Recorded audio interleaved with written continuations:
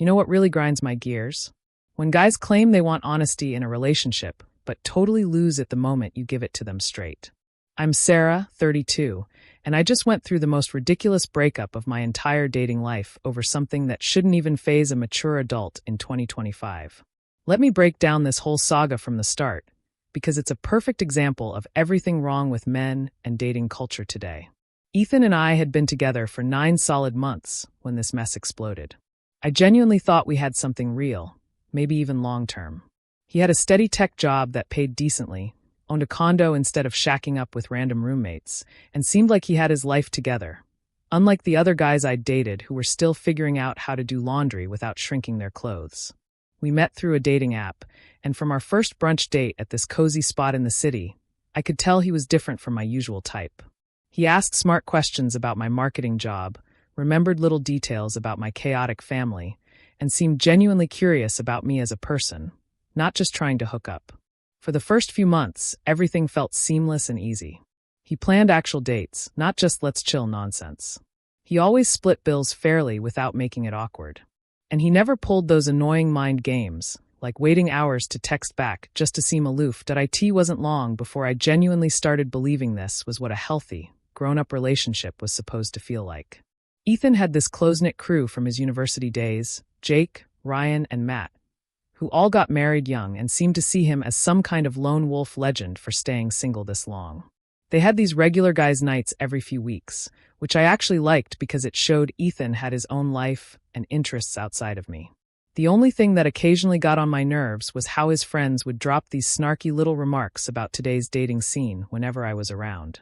You know, those innocent jabs about how chaotic and complicated things are now compared to their college dating days. But Ethan was quick to steer the conversation elsewhere, so I brushed it off. I figured his friends were just stuck in some old-school mentality, but they seemed harmless enough, and Ethan clearly valued them.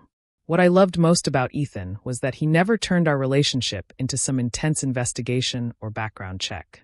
He knew I'd dated other people before him, but we never got into those cringeworthy, detailed talks about past relationships or numbers that just wreck everything good between two people.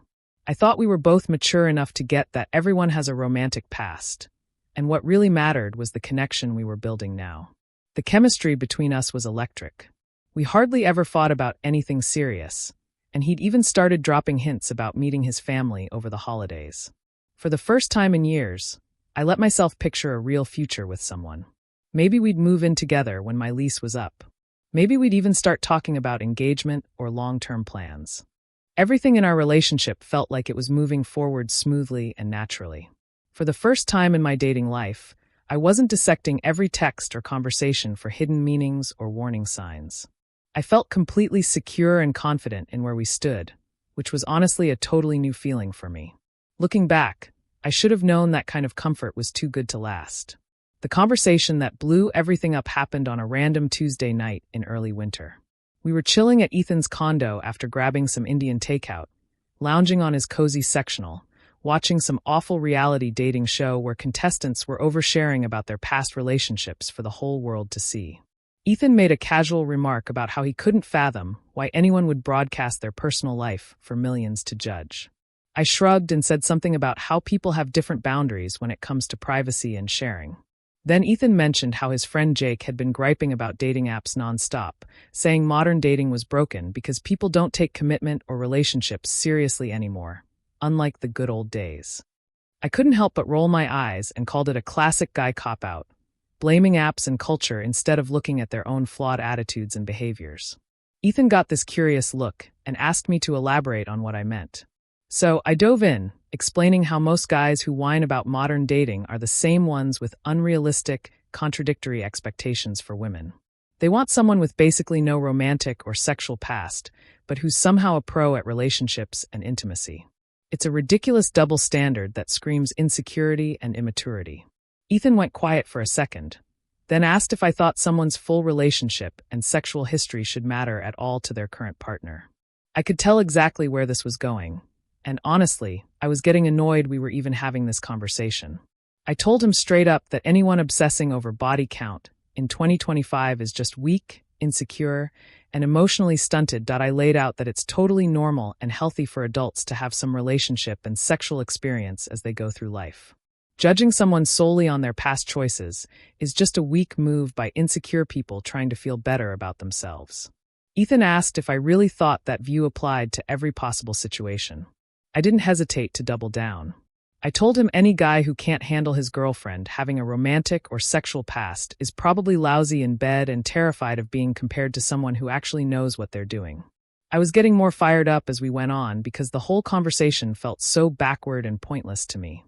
Ethan kept tossing out these hypothetical scenarios, and I kept explaining, as patiently as I could, why the specific number was completely irrelevant to a healthy relationship. I told him that strong, lasting relationships are built on the real emotional and intellectual connection between two people in the present, not some pointless tally of past experiences from before they even met. Through the whole conversation, Ethan just sat there, listening with this blank expression I couldn't read at all. After what felt like an eternity, he looked me dead in the eyes and asked point blank how many people I'd been intimate with in my life. My heart sank because I realized this wasn't just a theoretical debate anymore. He was asking about me. Looking back, I should have lied right then. That thought eats at me now when I replay that night. I should have thrown out some small, safe number to avoid the whole disaster. But in that moment, I was so sure my stance was right, mature and logical, that I went with total honesty. I told Ethan I'd been intimate with 15 people in my life. I was careful to explain that most of those were from college and my early 20s, when I was still figuring out what I wanted in serious relationships. I even pointed out the 4 guys I'd been with in the last 2 years, making it clear I wasn't just aimlessly hooking up, that I'd been deliberately searching for something serious and long-term. It just hadn't worked out with those particular guys for various reasons. Different goals, mismatched values. I shared stories with Ethan about how dating a range of men with different personalities and backgrounds taught me what I didn't want in a partner, which made me value what we had even more. I explained how each past relationship was a learning experience that sharpened my judgment and helped me recognize true compatibility and connection when I found it with him. As I spoke, Ethan nodded slowly, seemingly thoughtful, but I noticed a subtle yet undeniable shift in his expression and posture.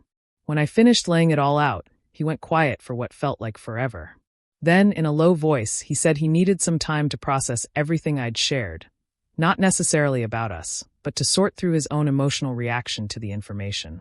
I told him I got that the specifics and numbers might be a lot to take in at first, but none of it changed who we were as a couple or how I felt about him and our future. He said he understood that logically, but he needed space to deal with it emotionally. I suggested we drop the topic and go back to watching our show, just enjoy the night. But the vibe in the room had completely shifted. Ethan seemed distant, preoccupied, lost in his head for the rest of the evening. And when I stayed over at his place, as I usually did, he barely came near me, which was totally unlike him. The next morning over breakfast, Ethan was polite, but clearly checked out mentally and emotionally. I asked him straight up if we were okay, and he said he just needed a couple of days to think things through properly. I left his condo feeling uneasy and on edge, but still convinced that once he had time to process everything rationally, he'd see that none of this changed who I was. That afternoon, I texted him, saying I loved him and hoped he knew how much our relationship and future meant to me. His reply was a curt, "Thanks. Love you too," which felt off and distant since he usually sent longer, more heartfelt messages. I figured he was just sorting through his emotions and would come around once he remembered I was the same person as always. 3 whole days went by without Ethan calling, texting, or reaching out in any way. At first, I tried to respect the space he'd asked for, but by day 3, I was starting to freak out about what was happening to us. This total silence wasn't like him at all. Normally, even during crazy work weeks or stressful times, we'd text all day about random things, sharing dumb memes or venting about our jobs and irritating coworkers. This intentional, complete silence felt calculated and frankly cruel. I finally caved and called Ethan on Friday morning. When he picked up, he sounded like a stranger, not the guy I'd been dating for 9 months. His voice was cold, clipped, and detached. He said he'd been mulling over our conversation all week and needed more time to sort out how he felt about what I'd shared. I asked if we could meet in person to talk it through like a committed couple, but he said he wasn't ready for that kind of heavy discussion yet. That's when I started getting really pissed off and frustrated. This whole thing felt like I was being punished for choosing honesty over lying. I reminded him that he was the one who asked about my past, and I could have easily made up some fake number, but chose to trust him with the truth instead. He said he appreciated my honesty, but it didn't make the information any easier for him to process emotionally. I pressed him on what exactly he was processing, since nothing about me, my character, my feelings for him, had changed from Monday night to Tuesday morning. He couldn't give me a straight answer, which only made me angrier about this whole absurd situation.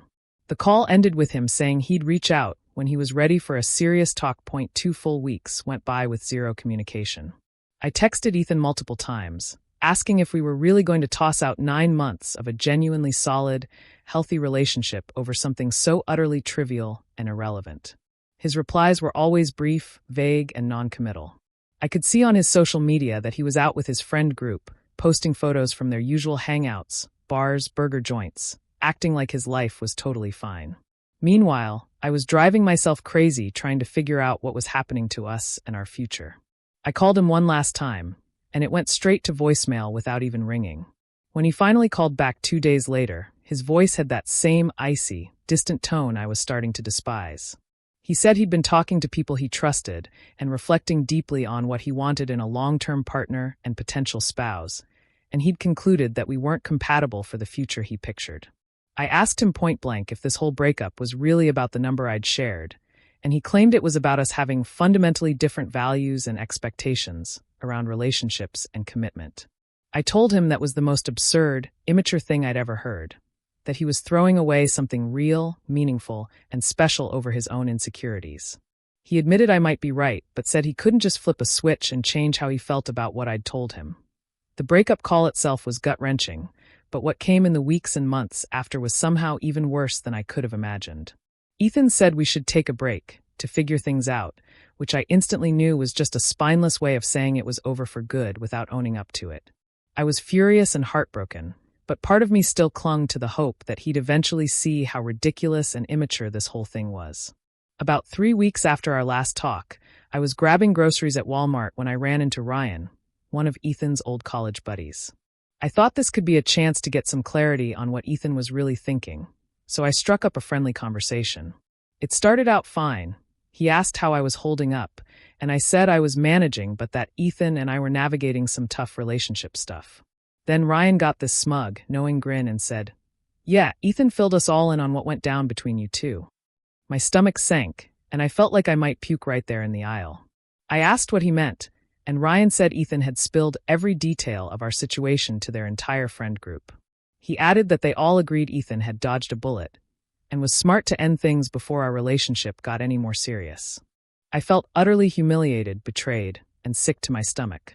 The thought of these grown men gossiping like high schoolers about my private life, judging my character, made me nauseous. I pressed Ryan on what exactly Ethan had shared about our personal conversation. He said Ethan had given them enough details for everyone to see why he wasn't comfortable moving forward with our relationship. Ryan even chuckled as he said it, like my pain was some kind of punchline. I wanted to argue, to explain how their perspective was backward, sexist, and just plain wrong, but I could see Ryan had already decided who I was, and nothing I said would change his mind.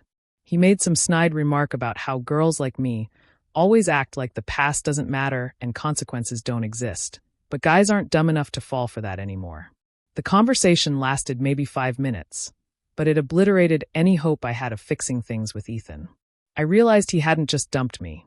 He'd humiliated me by sharing the most intimate details of our relationship with his judgmental, gossipy friends, who clearly had their own issues with women. When I got home that day, I called Ethan and confronted him about what Ryan said at Walmart. He didn't even try to deny spilling everything to his friends. Instead, he claimed he needed advice from people who knew him well and cared about his future. I told him that sharing my private information without my consent was a gross violation of trust and basic decency, and that his friends were just feeding into his biases and insecurities instead of giving him real advice. He insisted his friends cared about his well-being and wanted to ensure he made smart choices about his romantic future and potential spouse. The call got heated fast, with me calling out the hypocrisy, sexism, and immaturity of the whole situation, and him doubling down that he had a right to his feelings and standards for a partner. The absolute worst, most crushing blow came a month later when Lily, my close coworker, told me she'd heard something deeply upsetting through her extended social circle. Apparently, Ryan's girlfriend knew someone who'd gone to college with me, and the story of my high body count had somehow spread through multiple social circles across the city. People were treating it like juicy gossip, entertainment for their group chats.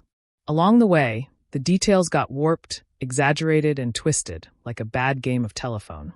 I found out Ethan's friends were telling people I'd bragged about hooking up with countless guys and tried to guilt-trip Ethan for caring about my wild past. None of that was even close to the truth. But once rumors like that start flying through social networks, the actual truth doesn't matter anymore. I felt violated, betrayed, and humiliated in a way I'd never experienced before. The idea that strangers around the city were dissecting my private life and judging me based on lies made me feel ill every single day. I reached out to Ethan one last time, begging him to set the record straight with his friends about what I'd actually said and what had happened between us. He just said he couldn't control what others talked about, and maybe I should have thought about the consequences before being so open about my past. That conversation hit me hard. It showed me Ethan was never the mature, decent guy I'd believed him to be. Ethan was just another fragile, insecure, emotionally immature guy who couldn't handle dating a grown woman with real-world experience and a normal romantic past. I started sharing my side of the story, explaining how I'd been punished for choosing honesty over lies, and how Ethan had betrayed my trust by spilling personal details to his gossipy, judgmental friends.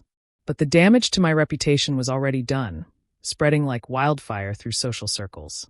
I heard through mutual friends that Ethan was already dating someone new, a 23-year-old intern at his company, described as sweet and naive, which made my stomach churn every time I heard it. It perfectly proved everything I'd said about insecure men obsessed with body count and sexual history. They're desperate to feel special, like they've got something pure and untouched no one else has had. It's pathetic and screams their own insecurities about their performance and worth. I'm doing great now, for the record. I've been dating men who are more mature and confident, and I've learned to be smarter about what I share and when. Ethan and his sanctimonious friends can keep their innocent girlfriends who probably lie about their pasts to dodge this exact mess. I know my worth in a relationship, and I'm not going to apologize for my past or pretend to be someone I'm not just to coddle insecure, emotionally stunted men. If anything, this whole absurd drama taught me to spot these red flags early and steer clear of guys with outdated, sexist views on women and modern dating.